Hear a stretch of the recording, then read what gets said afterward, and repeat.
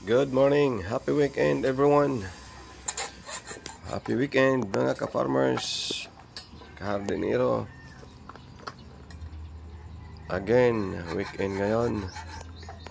Mayroon tayong gagawin para sa ating garden. Ito ay ang rake. Taras o kalaytay.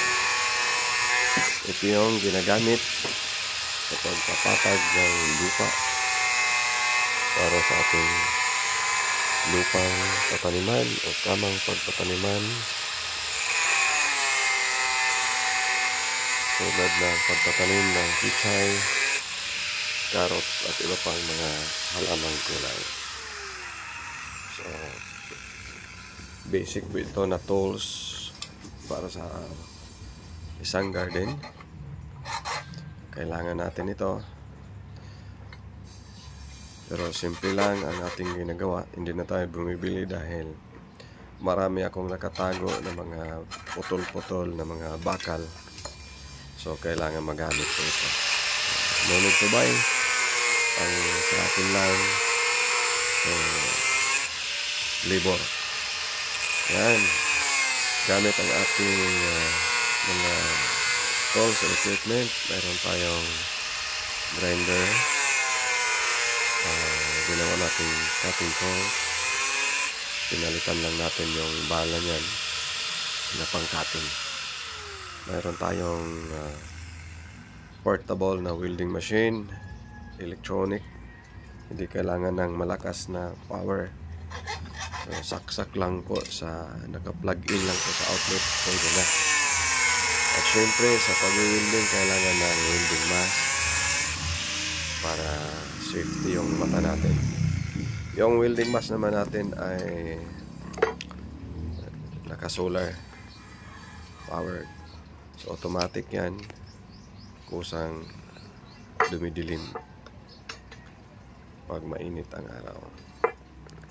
So yan. Gamit natin ang 1/2 GI5 schedule 40.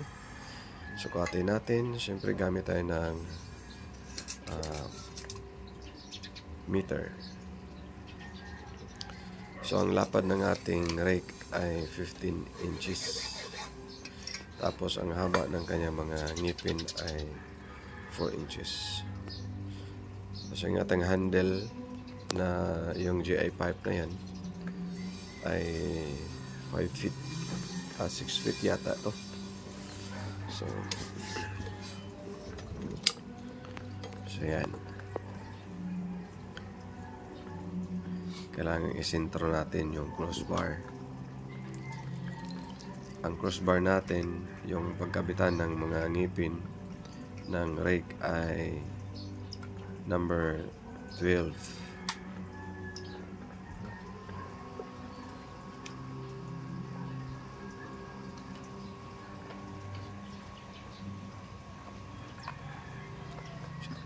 Palit tayo ng mask. Yan. Welding mask natin bago titirahin. Ang welding mask ay very tinted, no? Black protection yan sa ating mga mata.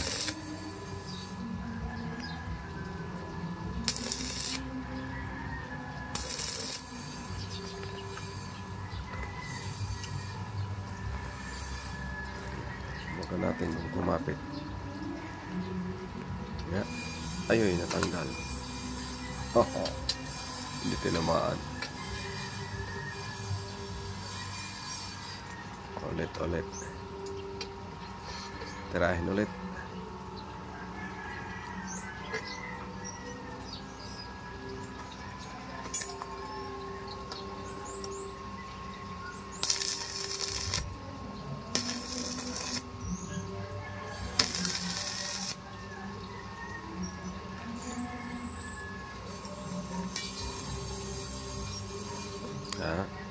Subukan ulit kung kumapit na. Ayan.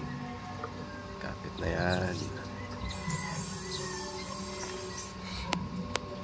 Ispat lang muna. Mamaya na yan. Mag full wheel. Okay na. Align na.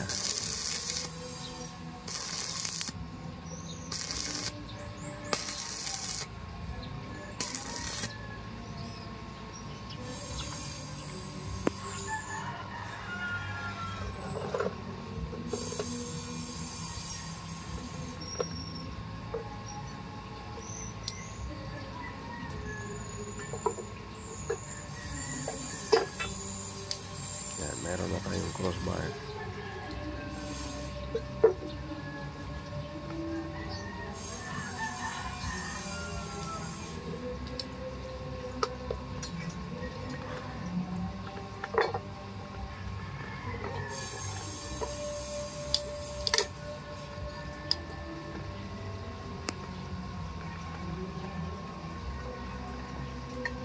Ayan.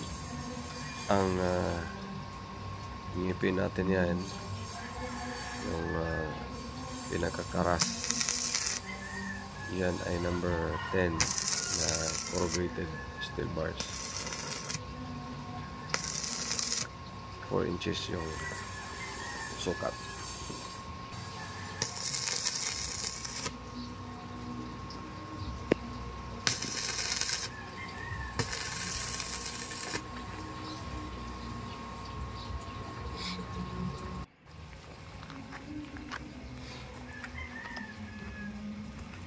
So yan po ang ating nabuong rake. So kailangan siya ng bracing.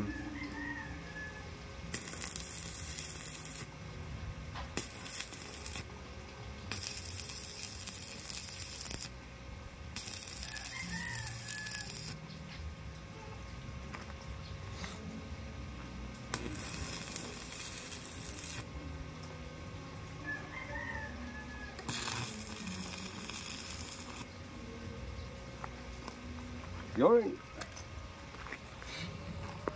Check.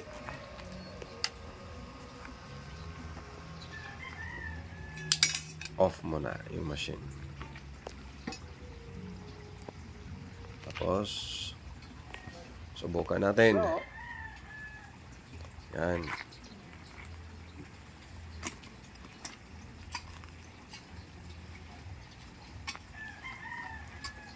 Yan.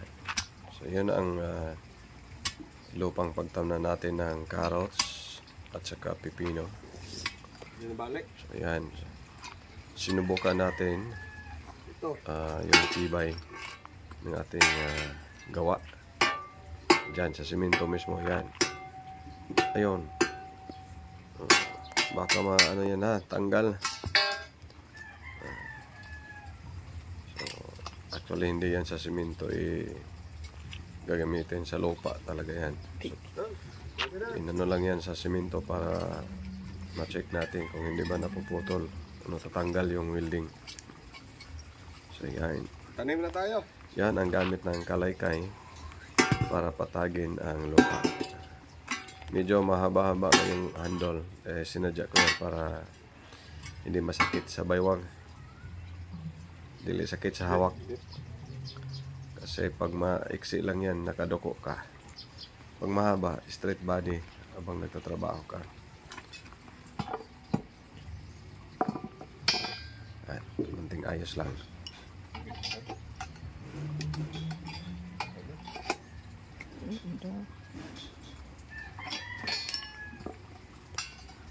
Ayusin natin. Yun. Tumama siguro sa simento yan.